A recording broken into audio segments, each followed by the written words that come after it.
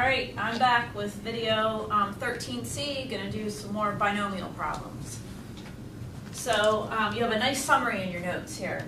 Some shorthand notation that you'll sometimes see. We're using the binomial model. This is the number of trials that this problem has. P is the probability of a success. So N is your number of trials. That's fixed. You can't change that along the way. You're looking at so many days. That's fixed. P, the probability of a success, has to be constant. It can't be changing. It has to always be the same value there.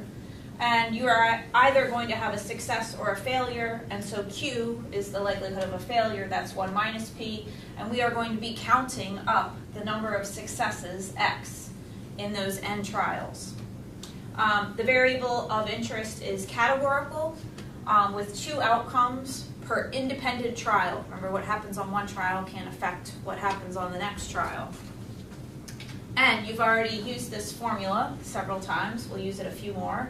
But the likelihood of getting X successes in N trials, we take this combination part and choose X, multiply by the probability of a success raised to the number of successes that you'll have, take the likelihood of a failure and raise that to the number of failures. And we've practiced using the formula for combinations. Joe also went over the formulas for the mean and the standard deviation. The mean for a binomial problem is N times P. The standard deviation is the square root of N times P times Q. So top of this page is kind of a nice, concise summary of everything you need to know about binomial. So let's practice some more. So middle of the page, in September of 2013, just 14% of Americans approved of the job Congress was doing. So maybe things are brighter here in Maryland. Pollsters take a sample of 20 residents and ask, do you approve of the job Congress is doing?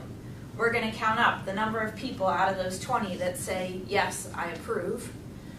So first thing, before we use the binomial model, you should make sure the conditions hold. So let's list a few things here. We've got a sample of 20 people. That's our number of trials. That's fixed. It's not like we're going to ask so many people until we get 10 people that say that they approve. This is a fixed number, so that's good. That's a requirement. There are 2 outcomes. You either approve or you don't approve. We're not allowing, like, I'm not sure. So there are 2 outcomes.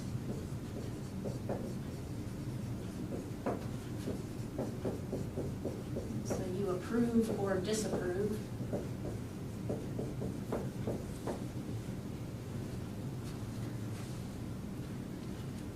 Sometimes you'll run into a problem where there might be more than 2 outcomes, but you can kind of force it into 2 outcomes. If we're like counting up the number of people that have red hair, there's obviously more than 2 colors of hair, but you could say you have red hair or you don't have red hair.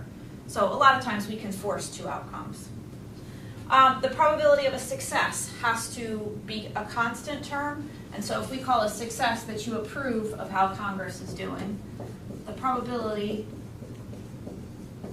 of approval, we're going to use this value from the population of all Americans of 14%, and that's not going to change. That's going to be a fixed value.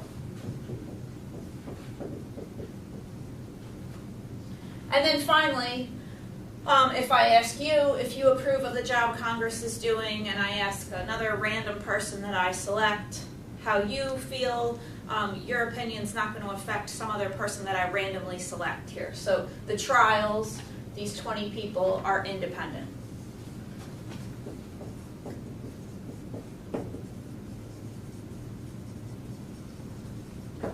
So do stop and check and make sure a binomial model is appropriate. You need a fixed number of trials, only 2 outcomes, a probability of a success that's a constant, and the trials need to be independent. So all 4 of those conditions are met for this one, so we'll be able to do some things with this problem using binomial. All right, so B, write out the formula for the binomial using correct symbols.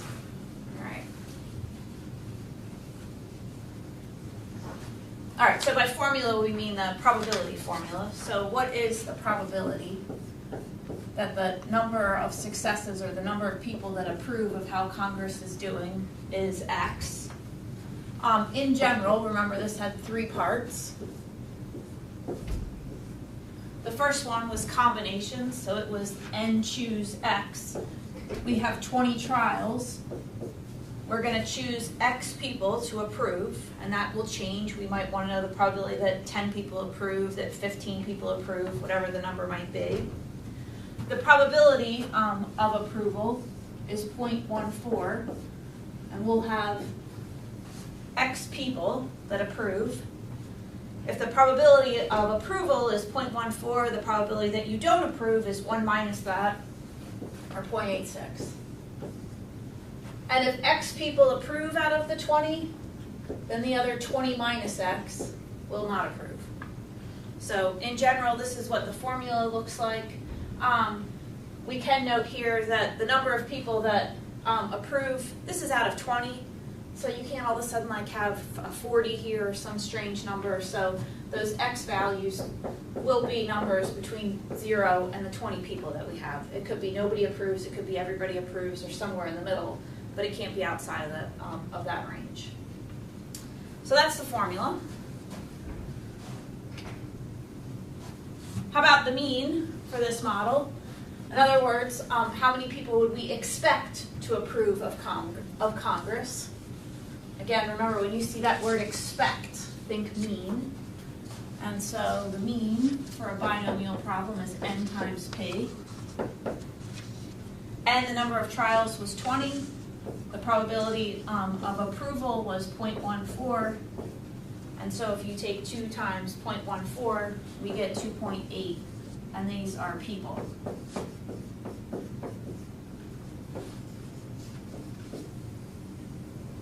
Again, Coop mentioned not to round that number. This is an average. Don't say it's 3 people. I know in a group of 20, you're never going to get 2.8 that approve. You might get 2, you might get 3, but this is an average. When you hear that there's an average of 1.5 kids per household, no household has 1.5 kids, but if you average a bunch of households, you kind of average and have a decimal. So leave that the way it is. This does not have to be a whole number. Leave that as 2.8. All right, so that's this one. In this one, we sort of just set up the problem, found the mean, and the next one, I think we'll do the same thing, and eventually we'll find some actual probabilities here for some of these. But that's the first one. Definitely start the problem with making sure that a binomial model is appropriate. All right, so next page, we've got a new problem.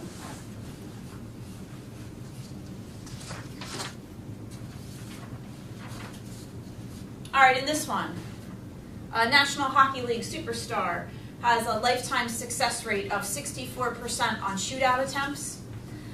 Presuming attempts are independent and that he will receive 10 attempts this season, answer the following binomial model questions. Okay, so we have set a fixed number of trials at 10. If making the shot is a success, we have a fixed probability of a success. It says right in the problem to assume the attempts are independent, so trials are independent. And there are 2 outcomes. Obviously the shot goes in or the shot doesn't go in. Oh, here I am thinking I was just saying that out loud and A said something different. This is the answer to A, so let's document everything I just said. There are N trials. I should read what the question says before I start talking.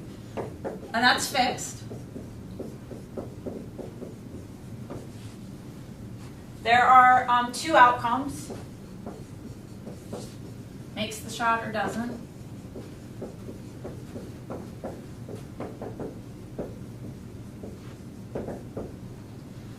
The likelihood of a success, the likelihood that he makes the shot is given, is 64% or 0.64. And that's a constant fixed value. That doesn't change. And then we're told in the problem to presume the attempts are independent. So the trials are independent.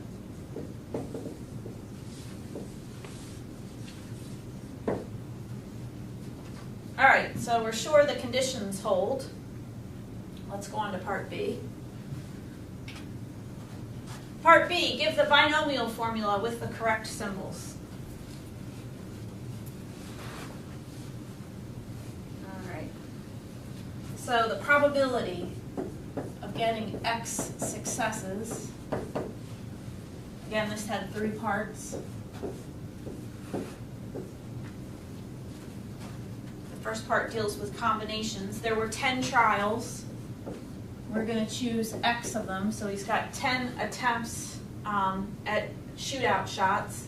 X would be the number of shots that he makes. The likelihood of making a shot is 0.64, and he's going to make X of those. If there's a 64% chance of making the shot, there's a 36% chance of not making the shot.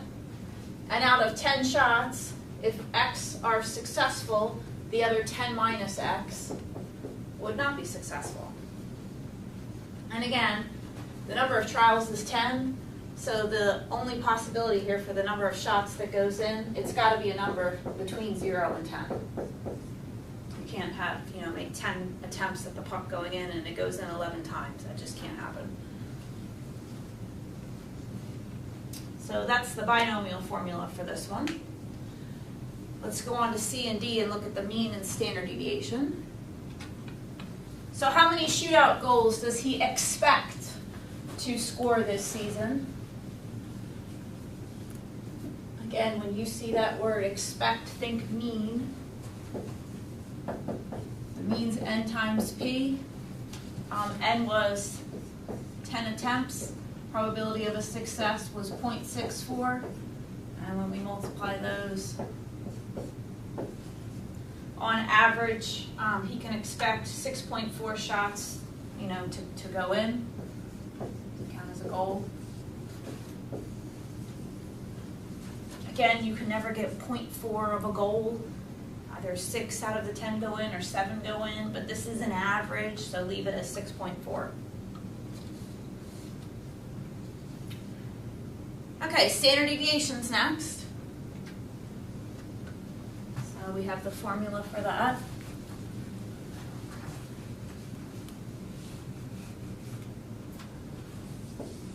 Is the square root of N times P times Q.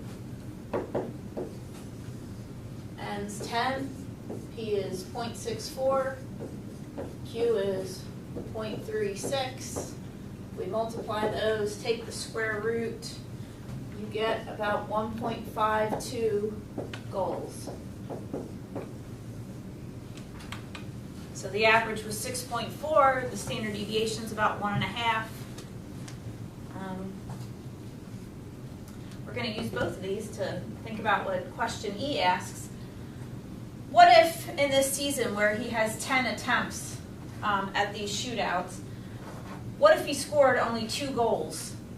Is that unusually low? The average is 6.4. Scoring only 2 goals, how do we feel about that? Let's sort of think, we talked before about, most of the data are within 2 standard deviations of the mean. What would it mean? This is clearly less than the average. How far below the average would it be to be 2 standard deviations below? So let's sort of use 2 standard deviations below as sort of a boundary for being unusually low.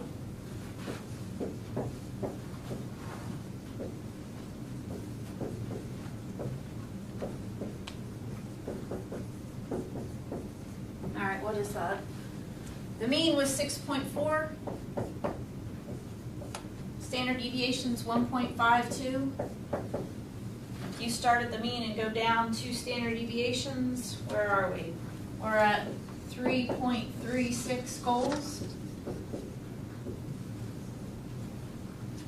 So if you were to score fewer than 3.36 goals, that seems like that's a bit unusual. So 2 is less than that. So yes, would that be unusually low? Yes, it would. That's beyond 2 standard deviations below the mean. So only 2 is unusual.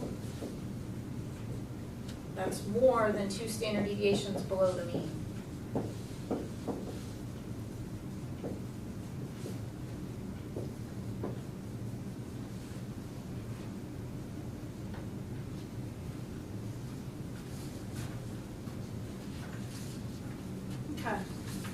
more page. Sticking with this hockey problem.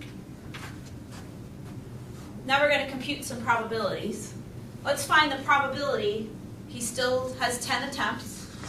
What's the probability he scores 9 goals?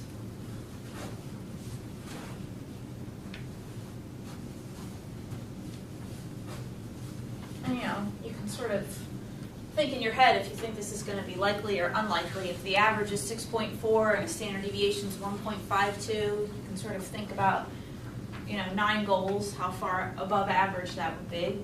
But we're going to use the binomial formula. So we want to know the likelihood that the number of goals that he scores in 10 attempts is 9.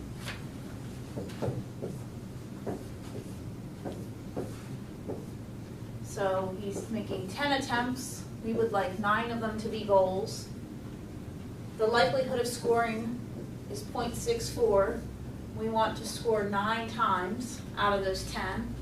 The likelihood of not scoring is 0.36. And if he scores 9 times out of the 10, I'll write 10 minus 9, but the other one time, it won't be a goal.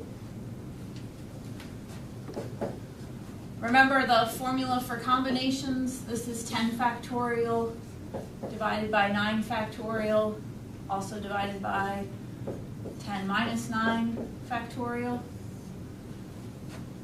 And over here, this is just 0.64 to the 9th, and this time I will write this as 0.36 to the 1. You can leave off the 1 too.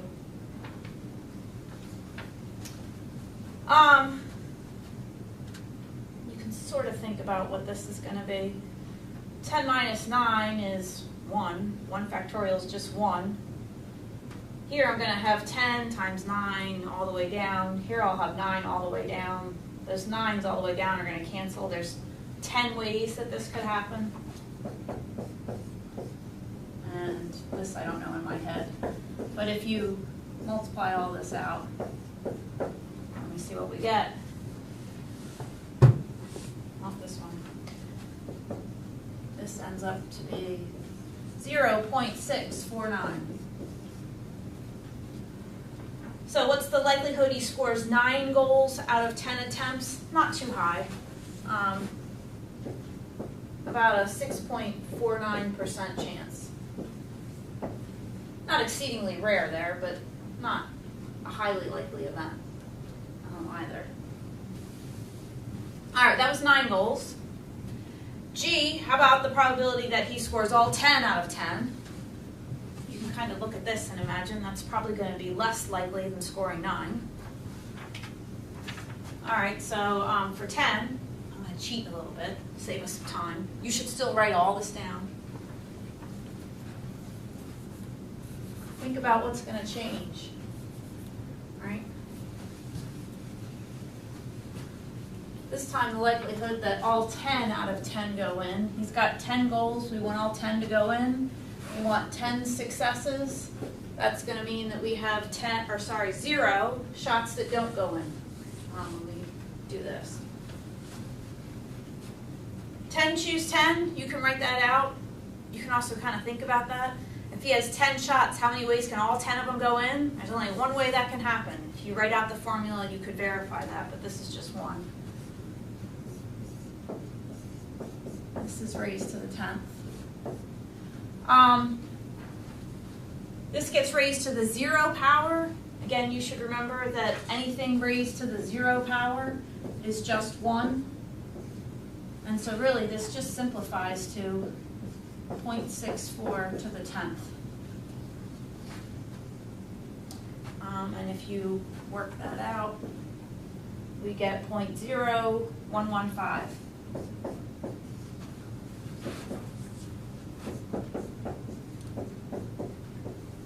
So that's not going to happen very often in a season that he scores every single one of his shootout goals that he attempts here.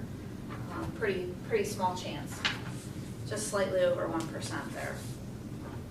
All right, one more part to this. What's the probability he scores at least 9 goals?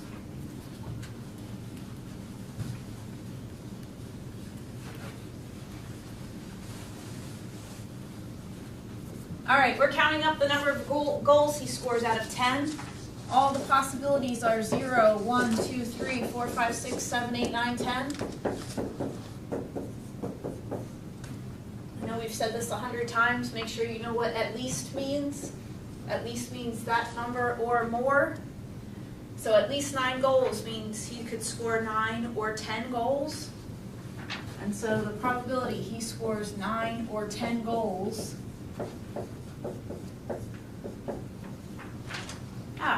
exactly what we just did back up in F and G. We're going to take the probability that he scores 9 goals and add that to the probability that he scores 10 goals. And we just did this in the 2 previous parts. So I'm going to steal the numbers from those.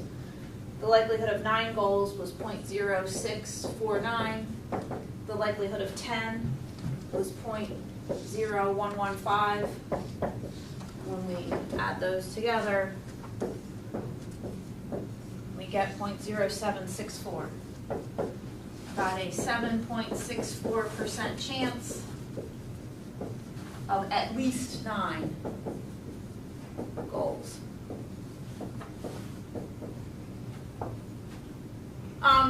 Read the problem and see what it says. If the problem had been instead determine the probability he scores less than 9 goals, all of these, don't do that. Don't find all of those. You know, use the complement. The opposite, the complement, would be these two. Take 1 minus our answer that we just got. So make sure that you take advantage of that complement, and you shouldn't be working too hard on some of these. Watch the problems that have at least. All right, that's it for this video.